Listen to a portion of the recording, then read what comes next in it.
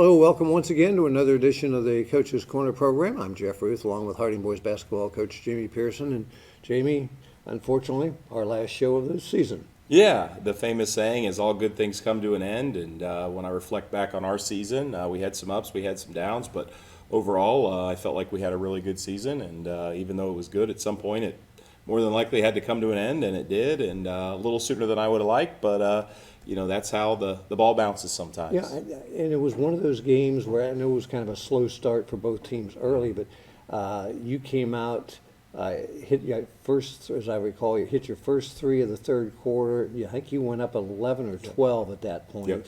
They called a timeout, and from that point on, it was just a different ball game. Yeah, looking back on it, and even early on, we missed some easy shots early, and you just didn't like that feeling as a coach because those are shots in the past we had made, and you're like, okay, we're up, but we're not playing very well. And then you throw into the fact that, they had a lot of adversity facing them. They had to drive an hour and a half. It was their first tournament game. They hadn't played in 2 weeks. And so, I think as the game went on, being the coach, I knew if it got close, I figured they'd settle in a little bit better.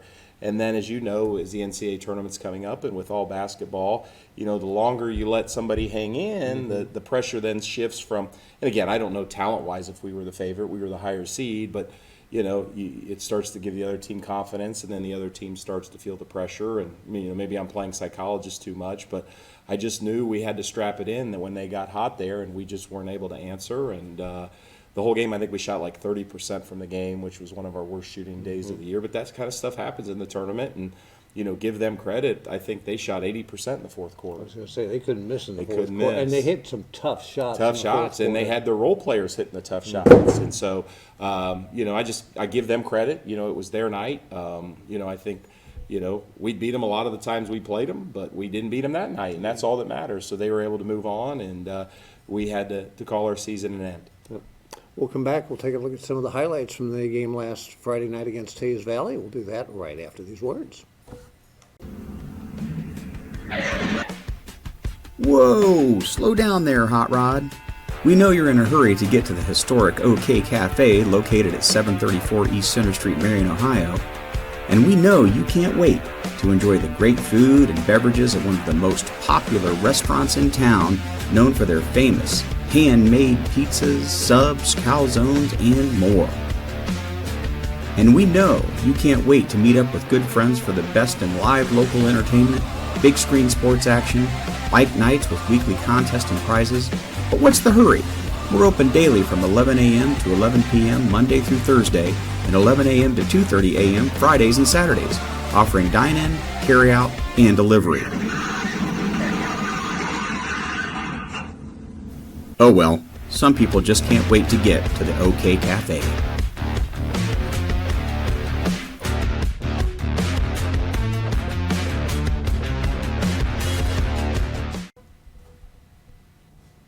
Once again, back on the Coach's Corner program, and we only have the one game to talk about. And thinking back last week, at second quarter, as I recall, you had the ball, and I wasn't sure if you were going to play for the last shot.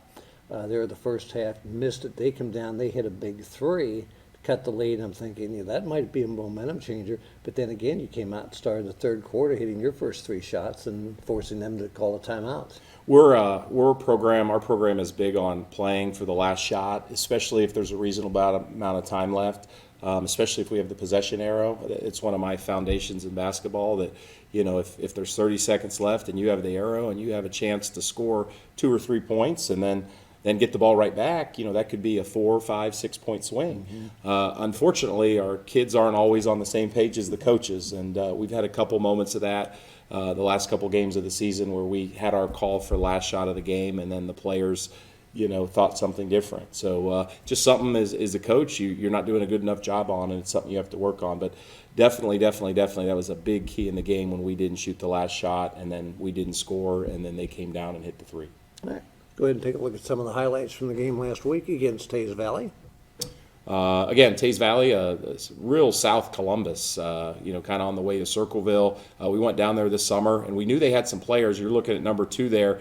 He's a sophomore, and he could really play. We have Trey Cady, who really turned it on, and I was real happy for Trey that he finished his career the way he did. Had two of his best games of his career. There's a block there. Last two games, he probably had 8 to 9 blocks. And then again, when good things happen, we're running. And early on, we were running. Unfortunately, we couldn't run much more later on in the game. Logan Thrapp, another kid, a junior, who really turned it on as the season progressed. But there you see Trey again flying around, blocking shots. Alex Stokes with the rebound there. Trey being able to play that way, really gave us some stuff defensively. He's a big 6'7", 6'8" kid, and he was hurt a lot of the year. So I think it just finally took him some time where he was able to get back to where he needed to be. There he hits a tough jump shot, a key point of the game, and kind of kept us in it. We're down 8 at this point in the third quarter. Trey hits a big 3 to cut it to 5. We're starting to make a rally of our own at that point. Down 9 there. Trey hits another 3. I think he cut that to 6, if you will. And then Logan gets a big steal. He cuts it to, looks like it was 4 at that point. We had a chance to trap him, and we gave up a layup. I don't know if we'll look at that highlight or not. Marquise gets a steal. We're down 4. That cuts it to 2 in the fourth quarter. But we just didn't have enough that given night. We lose by 4. Again, they had some really good players. We knew they were going to be good coming in. They had one of their top players out with an injury as well. So we had some breaks going our way, but in the postseason in basketball, sometimes weird stuff happens, and they were a good team, and they were better than us that night. Yeah, I know you would have liked to have had a shot at Reynoldsburg on Tuesday night or last night, I guess. Yep, it was Wednesday night. Last night. Taze Valley played Reynoldsburg, Yep. and Reynoldsburg pretty much had their way. Yeah, like I said, Taze Valley was missing a player or two, but Reynoldsburg is one of those high school teams it's a big school. Their schedule is probably top 5 in the state as far as strength of schedule, and that kind of stuff pays off when you get to the end of the season. They've played literally the best teams in the state, and maybe some of the best teams in the country is as good as they are. And we would have sure liked to had a chance to play against them, but we didn't. I think Taze played them recently in what would have been the district semis, and Taze came up short. But Taze had a great season. I was very proud of our season, and it'll be interesting to see if Reynoldsburg's able to upset Olentangy Orange, who was the number 1 overall seed in the Central District. They'll play for the district finals Saturday. All right. We'll be back. We'll wrap up this edition of the Coach's Corner program right after these words. Bucci's Italian Scratch Kitchen is a unique dining experience with made-from-scratch ingredients and meticulous preparation of each and every plate. At Bucci's, you will not find a canned sauce in our kitchen. Every sauce from marinara and alfredo to our scampi and marsala is prepared from scratch every single day for every single meal. Don't forget the dessert prepared from scratch in our kitchen. Choose from fresh-made cheesecake, tiramisu, brownies, or creme brulee for a sweet treat to finish your meal. Bucci's is also expanding with the addition of our Dock Lounge, featuring the best in local live entertainment, as well as a variety of signature cocktails and limited menu items. The upstairs Urban 501 area is available to host your most special occasions and private events. Also coming soon to Bucci's is our fabulous outdoor courtyard area where you and your friends can enjoy outdoor games and entertainment. Located at 320 West Center Street in Marion, Ohio, Bucci's Italian Scratch Kitchen, Urban 501, the Dock, and the Courtyard are your one-stop entertainment hub for any event, large or small. Back once again on the Coach's Corner program, and Jamie, before we close out the year, just your thoughts on particularly the seniors and what they meant to your club this year. Boy, it's. I just wrapped up my 3rd year at Harding. I'm super proud of what the senior class has done. My first year, we were 13-9, I believe. Second year, we were 14-9, won an extra game, and then this year went from 14 wins to 17 wins, finishing at 17-7. And the one consistent in that, for the most part, is seniors like Marquise Long, seniors like Alex Stokes, seniors like Braylon Dyer that have put the work in, that have been there, and we don't get those wins if those kids don't kind of do what they do. So, those kids will always have a special place in my heart for all the time that they put in. It's always tough to say goodbye to them. But you turn the page and you wish them the best, and you're excited to see what they turn themselves into. I know Marquise is going to go play college football at Thomas More down in Kentucky. I believe Alex is looking and going to find a place to play football as well. And then my understanding is Trey Cady will be playing basketball too. He's just trying to figure out where. And then also I think Braylon Dyer has a chance to play some Division III basketball somewhere. So although it's tough to see those kids go, especially since they've been there, since you've been there, I guess the way to look at it is let time heal some things, and then you're just excited to see what young men and what men they end up becoming. So again, very proud of our effort, very proud of our season, and again, we wouldn't have been able to do it without the kids. So I give my hats off to them.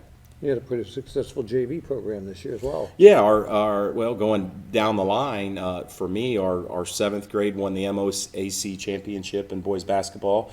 Our 8th grade team lost in the championship game to Ontario. Our 9th grade team played in the MOAC championship and lost to Clear Fork.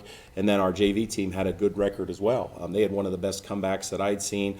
I think they were down 26 at River Valley and somehow find a way to come back and win that game. So, definitely some futures looking bright for Harding basketball. And it all starts with the kids and the time and the work that they put in. And, I just look forward to seeing how hopefully it continues to grow in the years to come. Yeah, I remember that comeback win. I'm thinking, what was the halftime address at whatever it was, bottle it and keep it for the future. Yeah, well, I didn't have that, so maybe I'll have to get some notes from the JV coach, Coach Manley. But definitely was an exciting comeback for the JV, and definitely an exciting season for a lot of the teams here. All right, well, always enjoy our time together. Wish it could have been another week or two longer, but it is what it is, and look forward to working with you again next year. Yeah, always appreciate the time you give, and it's always great seeing you at the games and seeing you here for the Coach's Corner. All right, see you on the golf course. Yeah, we'll do that. Not Thanks, for a Jeff. while, though. Not for a while. It's going to wrap it up for this edition of the Coach's Corner program. For head coach Jamie Pearson, I'm Jeff Ruth. Thank you for our sponsors for participating, and thank you for watching.